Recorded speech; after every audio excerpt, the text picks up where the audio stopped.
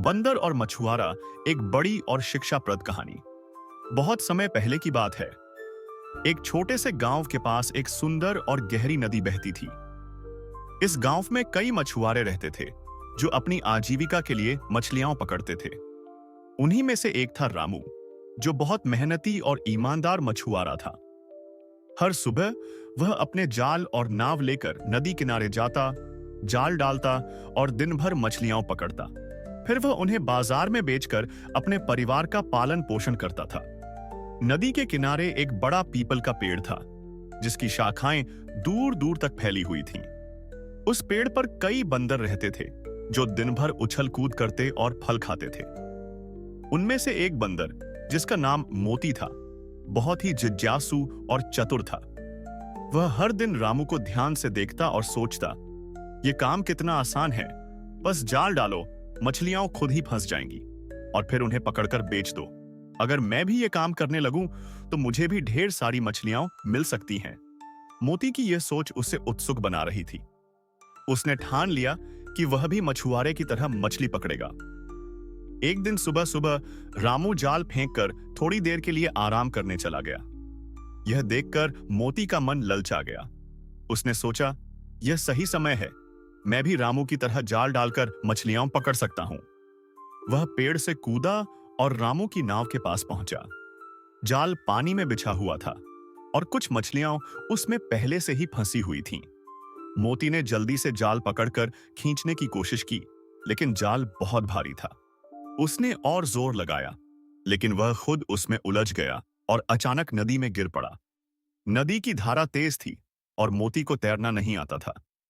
वह पानी में हाथ पैर मारने लगा, लेकिन जितना वह छटपटाता, उतना ही जाल में और उलझता गया। वह डर के मारे जोर जोर से चिल्लाने लगा। पेड़ पर बैठे बाकी बंदर यह देखकर घबरा गए और जोर जोर से चीखने लगे।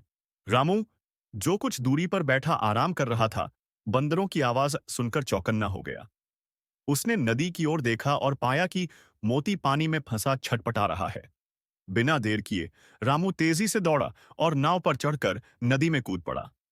रामू ने बड़ी मुश्किल से जाल खोला और मोती को बाहर निकाला। वह बहुत डरा हुआ था और कांप रहा था। रामू ने उसे किनारे पर लाकर आराम से बैठाया। रामू ने मोती को समझाया, हर काम आसान नहीं होता मोती। बिना सोचे समझे किसी की नकल करना कभी कभी बहुत बड़ी मुसीबत खड़ी कर सकता है। अगर तुम्हें मछली पकड़नी होती तो पहले तुम्हें यह काम सीखना पड़ता। मोती ने सिर झुका लिया। उसने महसूस किया कि उसने बड़ी गलती की थी। बिना सोचे समझे किसी की नकल करने से मुसीबत में फंस सकते हैं। इस घटना के बाद मोती बहुत सतर्क हो गया। उसने बिना सीखे कोई भी नया काम करने की कोशिश नहीं की। अब वह रामू के काम को ध्यान से देखता और समझता। धीरे धीरे उसने सीखा कि मछली पकड़ने के लिए धैर्य और अनुभव जरूरी होता है। रामू ने भी देखा कि मोती में बदलाव आ गया है। वह अब ज्यादा समझदार और धैर्यवान हो गया था। रामू ने उसे अपने दोस्त की तरह मान लिया और रोज उसे कुछ नया सिखाने लगा।